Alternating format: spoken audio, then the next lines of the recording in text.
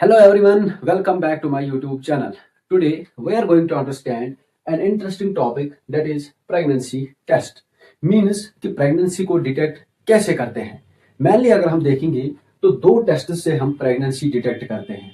एक को बोलते हैं urine pregnancy test and second blood pregnancy test. आज के इस वीडियो में मेनली हम डिस्कस करेंगे कि यूरिन प्रेगनेंसी टेस्ट क्या होता है और उसके साथ साथ हम डिस्कस करेंगे कि प्रेगनेंसी किट क्या होती है और प्रेगनेंसी किट से हम प्रेगनेंसी डिटेक्ट कैसे करते हैं. तो first of all urine pregnancy test, इसको हम और एक नाम बोलते हैं LFIA, that is lateral flow immunochromatographic assay. क्या होती है वो हम आगे देखेंगे. और एक नाम है इसका, that is urine HCG immuno assay. HCG का मतलब होता है ह्यूमन कोरियोनिक गोनेडोट्रोपिन. तो डेफिनेशन अगर हम देखेंगे, that is a urine pregnancy test is a rapid lateral flow immunochromatographic assay used to detect the hormone human chorionic gonadotropin. पहले जितने भी इसमें टर्म्स आए हैं पहले हम उनको अंडरस्टैंड करेंगे. सबसे पहले अगर हम देखेंगे रैपिड. रैपिड का मतलब होता है क्विक. मीन्स कि जो यूरिन प्रेगनेंसी टेस्ट है ये रैपिड टेस्ट होता है. रैपिड टेस्ट का मतलब होता है कि ये क्विक टेस्ट होता है. Quick test. क्विक टेस्ट क्यों बोलते हैं इसको? क्योंकि विद इन 3 to 5 मिनट्स हमें रिजल्ट पता चलता है whether the test is positive और negative. Within 3 to 5 minutes हमें रिजल्ट पता चलता है, इसलिए इसको हम बोलते हैं रैपिड. लेटरल फ्लो का मतलब होता है जब प्रेगनेंसी किट पर हम यूरिन डालते हैं या जब हम प्रेगनेंसी किट यूरिन में डिप करते हैं तो उस टाइम यूरिन साइडवेज फ्लो करता है. आप ऐसे समझो कि यूरिन आगे बढ़ जाता है. कैसे आगे बढ़ता है वो हम आगे देखेंगे. यहाँ पे लेटरल फ्लो का मतलब होता है जब हम यूरिन उस किट पर डालते हैं तो यूरिन आगे बढ़ता है. और एक टर्म आती है इम्यूनोक्रोमेटोग्राफिक एसे. इम्यूनो वर्ड उस जगह पर हम यूज करते हैं जहां पे इम्यून सिस्टम कंपोनेंट्स इन्वॉल्व हो जाते हैं. तो यहाँ पे कौन सा कंपोनेंट इन्वॉल्व होता है? यहाँ पे इन्वॉल्व हो जाते हैं एंटीबॉडीज. तो एंटीबॉडीज कहाँ पे इन्वॉल्व होते हैं, उनका काम क्या होता है वो हम आगे देखेंगे. तो क्रोमेटोग्राफिक क्यों बोलते हैं इसको? क्योंकि जो प्रोसीजर क्रोमेटोग्राफिक में होता है 80 to 90% सेम प्रोसीजर यहाँ पे भी फॉलो हो जाता है. क्रोमेटोग्राफी में क्या करते हैं हम? उसमें मिक्सचर ऑफ सब्सटेंस जो होता है उसको हम सेपरेट करते हैं. उसमें मोबाइल फेज होता है, स्टेशनरी फेज होता है. सेम यहाँ पर भी हम वही प्रोसीजर फॉलो करते हैं. लाइक यहाँ पे मोबाइल फेज का काम यूरिन करता है और जो स्टेशनरी फेज होता है वो जो प्रेगनेंसी किट का मेम्ब्रेन वो स्टेशनरी फेज का काम करता है. कैसे करता है वो सब हम आगे देखेंगे. और used to detect the hormone human chorionic gonadotropin in urine. अगर हम सिंपल क्रोमेटोग्राफी में देखेंगे उसमें हमारा जो गोल होता है that is separation of mixtures, कि मिक्सचर को सेपरेट करना. लेकिन यहां पर जो हमारा गोल होता है दैट इज एक हार्मोन को डिटेक्ट करना होता है जिसको हम बोलते हैं ह्यूमन कोरियोनिक गोनेडोट्रोपिन. कहां से डिटेक्ट करना होता है? यूरिन में देखना होता है कि यूरिन में ये हार्मोन प्रेजेंट है या नहीं है. अगर ये यूरिन में प्रेजेंट है तो इसका मतलब टेस्ट पॉजिटिव होता है. पॉजिटिव का मतलब होता है कि वुमेन प्रेग्नेंट होती है. अगर ये यूरिन में प्रेजेंट नहीं होगा तो इसका मतलब नेगेटिव टेस्ट. नेगेटिव का मतलब होता है कि देयर इज नो प्रेगनेंसी. अब जो क्वेश्चन है that is human chorionic gonadotropin. ये जो हार्मोन है हम खाली ये हार्मोन क्यों डिटेक्ट करते हैं? यूरिन में यही हार्मोन हम क्यों डिटेक्ट करते हैं? कोई और हार्मोन भी तो डिटेक्ट कर सकते हैं हम. तो इसके पीछे का रीजन ये होता है कि जब एम्ब्रियो इम्प्लांट हो जाता है यूट्रस के साथ, ऐसे आप मान लो ये यूट्रस है, जब एम्ब्रियो इसके साथ इम्प्लांट हो जाता है तो यहां पर एक स्ट्रक्चर बन जाता है, उसको हम बोलते हैं प्लेसेंटा. एक्चुअली जो HCG होता है it is released by placenta. Means इसको रिलीज करता है प्लेसेंटा.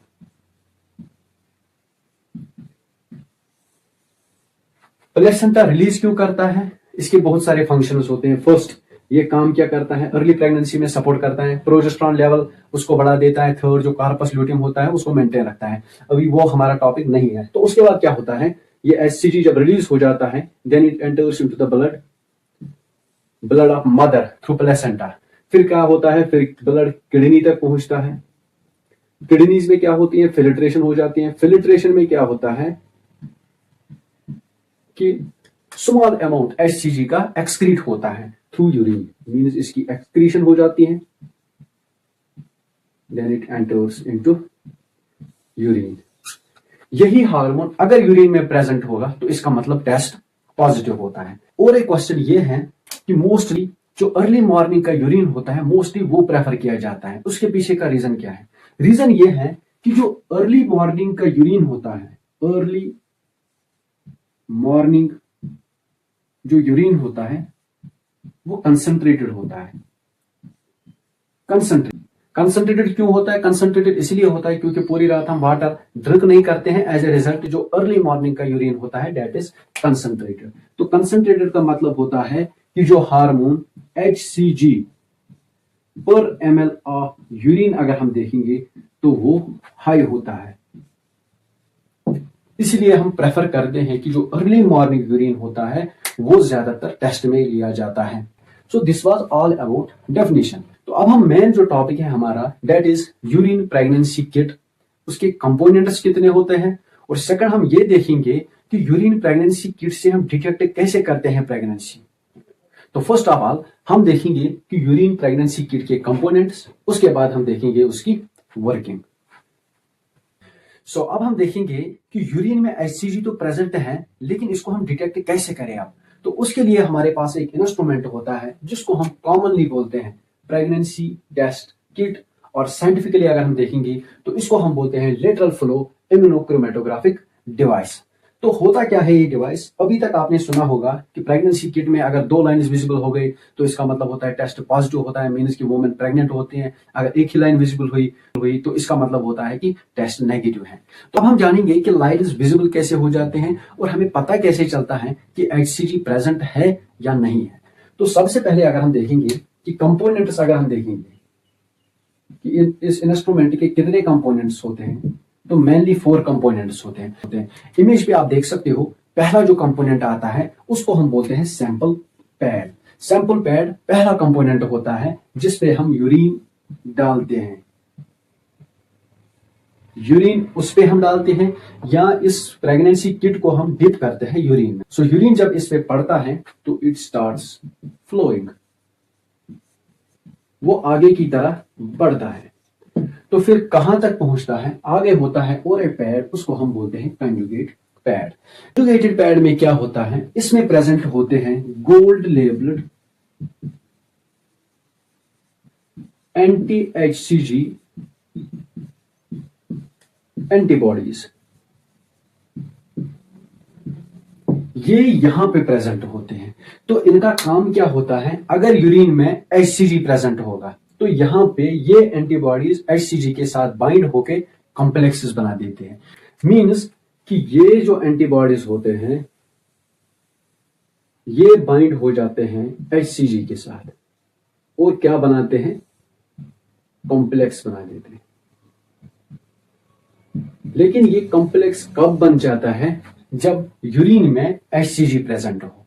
अगर HCG प्रेजेंट नहीं होगा तो यहां पे कोई कॉम्प्लेक्स नहीं बनता है। फिर एंटीबॉडीज का मतलब सिंपल होता है कि जो एंटीजन को रिकॉग्नाइज करता है और उसके साथ बाइंड हो जाता है। फिर यहां पे आप इतना याद रखोगे, एंटीजन क्या होता है? फॉरेन सब्सटेंस होता है। यहां पर अगर आप एंटीजन देखोगे तो एंटीजन यहां पे HCG हम बोलते हैं, HCG एंटीजन है और एंटीबॉडीज यहां पे प्रेजेंट होते हैं। जब HCG एंटर हो जाता है कंजुगेट पैड में तो ये एंटीबॉडीज उसके साथ बाइंड होके कॉम्प्लेक्स बना देते हैं।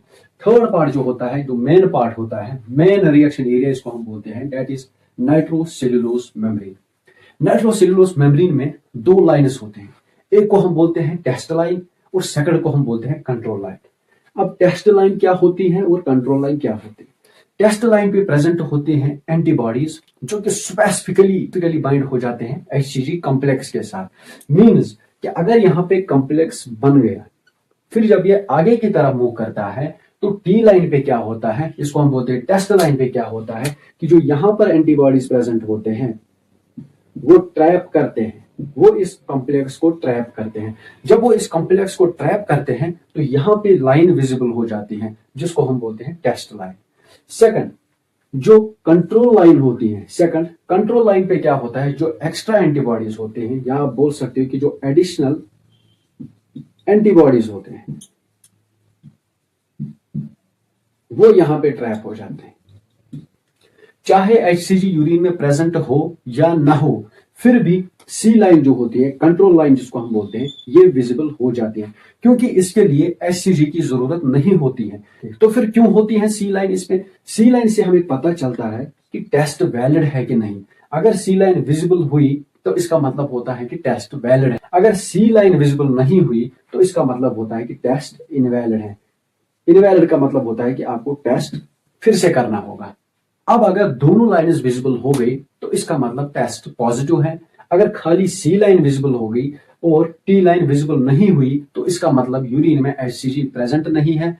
अगर HCG एब्सेंट है तो इसका मतलब होता है कि टेस्ट नेगेटिव है। नेगेटिव का मतलब होता है कि प्रेगनेंसी नहीं है।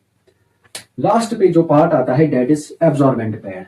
जो एक्सेसिव यूरिन होता है वो यहां पे एब्जॉर्ब होता है। एक्सेसिव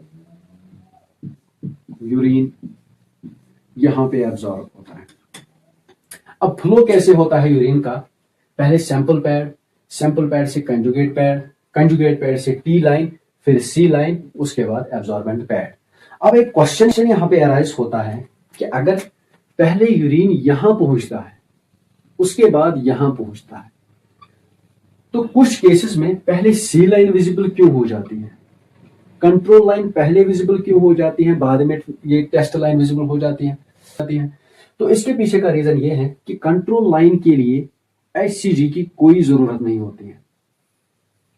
तो टेस्ट लाइन में तो टाइम लग सकता है। पहले जो एंटीबॉडीज इसमें होते हैं उनको पहले डिटेक्ट करना होता है कि इसमें HCG कॉम्प्लेक्स प्रेजेंट है कि नहीं है, लेकिन यहां पे ऐसा नहीं होता है। सी लाइन में जब एंटीबॉडीज सी लाइन तक पहुंच जाते हैं तो वहां पे ट्रैप हो जाते हैं, चाहे उनमें HCG प्रेजेंट हो या ना हो। इसलिए यहां पे जो कलर विजिबल होता है या जो लाइन डेवलप होती है वो फास्ट हो जाती है।